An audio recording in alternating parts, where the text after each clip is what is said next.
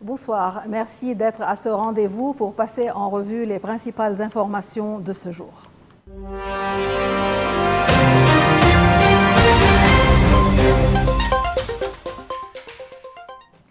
Une visite officielle placée sous le signe du rapprochement.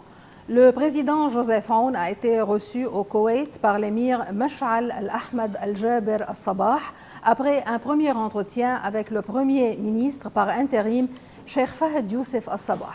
Cette rencontre pourrait marquer un tournant dans les relations bilatérales. Au cœur des échanges, le renforcement de la coopération sécuritaire, la facilitation des déplacements entre les deux pays et surtout la relance des investissements et du tourisme. Des décisions qui, selon l'émir, dépendent toutefois des progrès du Liban en matière de réforme et de contrôle des armes illégales. L'émir Mash'al al-Sabah a affirmé le Koweït soutient la sécurité et la souveraineté du Liban et appuie toute initiative de réforme économique et politique.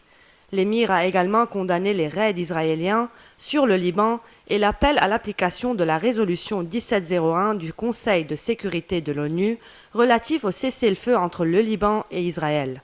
Le président Aoun a salué cette position, affirmant avoir ressenti un profond attachement du Koweït au peuple libanais et qualifie cette visite de pas concret vers un partenariat durable. De son côté, le Premier ministre par intérim a assuré que le Koweït poursuivra son aide, saluant la communauté libanaise résidant dans l'émirat, qualifiée d'intégrée et d'exemplaire. Cheikh Fahd Al-Sabah a déclaré « Nos services coopèrent activement avec ceux du Liban, notamment dans la lutte contre le trafic du drogue. Des informations partagées ont permis de déjouer plusieurs opérations. » Cette visite s'inscrit dans une campagne diplomatique menée par Beyrouth pour sortir de l'isolement régional. Les discussions ont abouti à la relance de la commission conjointe libano-koweïtienne, gelée depuis 2010, dans l'espoir de redonner un souffle nouveau aux relations entre les deux pays. Les élections dans les régions du Liban Nord et du Akkar ont été marquées par une participation modérée et plusieurs incidents sécuritaires, selon le ministre de l'Intérieur Ahmed El-Hajjar, qui s'est exprimé lors d'un point de presse. Le processus électoral s'est déroulé globalement de manière satisfaisante, malgré certaines difficultés rencontrées dans plusieurs centres du Nord et du Akkar, tel qu'a déclaré le ministre de l'Intérieur. Selon les chiffres communiqués, la participation électorale a atteint 43,29% dans l'ensemble des deux régions, avec 37,25% dans le Nord et 49,33% à Akkar. Mais cette journée électorale n'a pas été exempte de tensions. Le ministère a enregistré 675 plaintes, dont 143 incidents sécuritaires et plus de 120 altercations dans les bureaux de vote. Des tirs en l'air ont été signalés dans plusieurs zones, entraînant plusieurs blessés, dont un grièvement. Au total, 34 personnes ont été arrêtées par l'armée libanaise, qui a lancé des opérations de ratissage pour retrouver les fauteurs de troubles. D'autres infractions ont été relevées, 15 cas présumés d'achat de voix et une tentative de falsification avérée qui a mené à l'arrestation d'un suspect. Le ministre a également évoqué un incident impliquant le gouverneur du Nord, Ramzi Nohra, suite à une plainte déposée contre lui. Nul n'est au-dessus des lois. J'ai demandé que les faits soient examinés et que le droit de réponse soit respecté. Tous les fonctionnaires doivent rendre des comptes, a-t-il affirmé.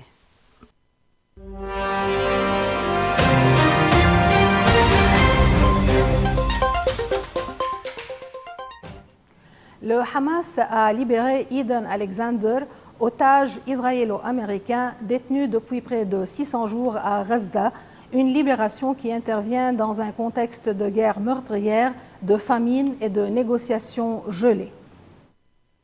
Une libération rendue possible grâce à une pause temporaire des combats selon le Hamas, confirmée par plusieurs habitants de Gaza. Le président américain Donald Trump avait salué cette libération comme une super nouvelle sur son réseau Truth Social à la veille de sa tournée diplomatique au Moyen-Orient, avec des étapes en Arabie Saoudite, aux Émirats Arabes Unis et au Qatar. Mais sur le terrain, la guerre continue autrement. La famine menace directement 22% de la population de Gaza, d'autant plus que l'aide humanitaire est bloquée depuis le 2 mars. Dans la nuit, 10 Palestiniens ont été tués, dont plusieurs femmes et enfants, dans une frappe israélienne sur une école à Jabalia. Depuis le 7 octobre 2023, 1218 sont morts en Israël, principalement des civils. 52 862 sont morts à Gaza selon le ministère de la Santé du Hamas et 58 otages encore détenus, dont 34 déclarés morts. Après plus de 40 ans de lutte armée, le Parti des travailleurs du Kurdistan, le PKK, a annoncé sa dissolution et la fin de la guérilla contre l'État turc. Un geste salué par Ankara comme une opportunité historique. Dans un communiqué relayé par l'agence pro-kurde ANF, le groupe kurde a déclaré la fin de sa lutte armée. La décision a été prise lors du 12e congrès du PKK qui s'est tenu la semaine dernière. Le PKK décide de dissoudre sa structure organisationnelle et de mettre fin à la méthode de lutte armée, ainsi que l'affirme le communiqué. Cette annonce fait suite à l'appel de Abdallah Öcalan, leader historique du PKK, incarcéré depuis 26 ans sur l'île-prison d'Imrali. Le 27 février, il avait demandé à son mouvement de renoncer aux armes dans le cadre d'une médiation politique entamée à l'automne.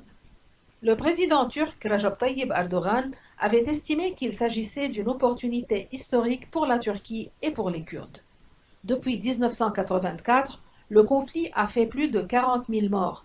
Les Kurdes représentent environ 20% de la population turque. La fin des combats marque un possible virage vers la réconciliation, même si les cicatrices restent vives. Au Soudan, la guerre continue de provoquer une crise humanitaire d'une ampleur dramatique. Dans la région du Darfour, des centaines de milliers de civils fuient les combats sans rien, pieds nus à la recherche d'un refuge. Reportage à Tawila, où l'urgence humanitaire atteint son paroxysme. Aziza Ismail Idriss est arrivée ici avec ses 5 enfants. Elle remue lentement une bouillie claire dans une casserole. C'est tout ce qu'ils ont à manger depuis leur fuite du camp de Zamzam. Nous sommes arrivés pieds nus et sans rien. Pas d'eau, pas de nourriture, même pas un biscuit pour les enfants, se plaint Aziza. Zamzam, qui hébergeait jusqu'à 1 million de déplacés, a été attaqué par les paramilitaires des forces de soutien rapide. Aujourd'hui, le camp est presque vide. Plus de 400 000 personnes ont fui, souvent en direction de Tawila, un village dépassé par l'afflux de plus de 300 000 nouveaux arrivants. Ici, tout manque. Abri, soins, nourriture, eau potable. Les enfants dorment à même le sol. Les familles survivent avec le peu qu'elles ont emporté et la chaleur dépasse les 40 degrés. Les gens partagent le peu qu'ils ont, mais ce n'est pas suffisant. L'aide humanitaire arrive au compte-gouttes. Les combats empêchent l'accès aux zones les plus touchées. Médecins sans frontières traitent les cas de malnutrition et de déshydratation, mais la pression est immense. Il a fallu 2 semaines au Programme alimentaire mondial pour livrer 1600 tonnes de nourriture suffisante à peine pour 335 000 personnes. Le Conseil norvégien pour les réfugiés parle de point de rupture.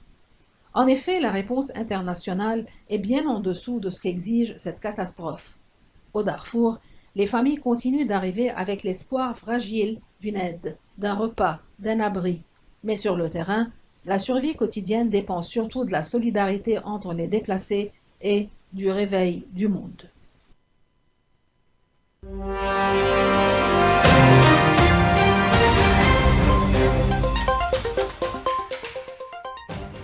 À Londres, les chefs de la diplomatie de plusieurs puissances européennes sont réunis pour des discussions cruciales sur l'Ukraine, 2 jours seulement après un ultimatum lancé à Moscou pour l'obtention d'un cessez-le-feu immédiat.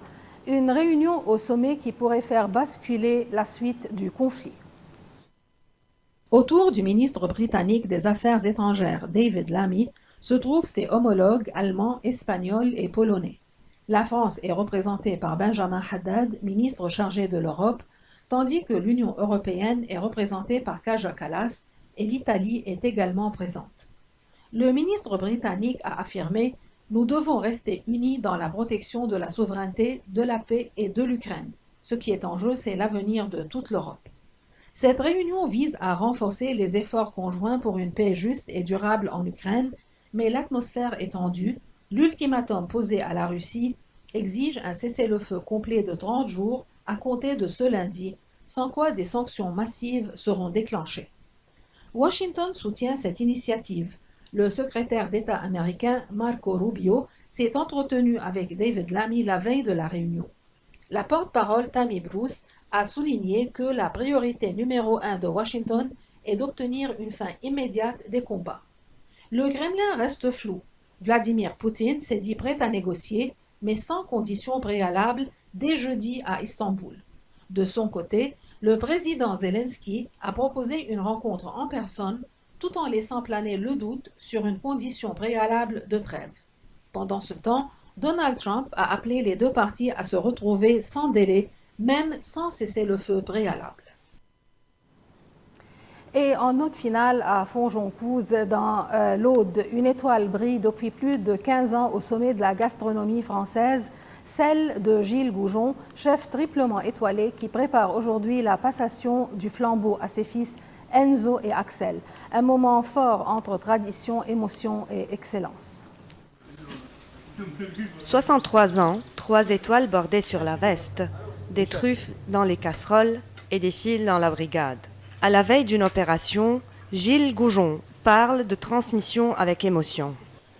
Cuisiner avec ses enfants, c'est merveilleux. Moi, je le souhaite à tout le monde. C'est tellement beau. Alors, j'ai ce côté peut-être papa poule, maman poule, je sais pas.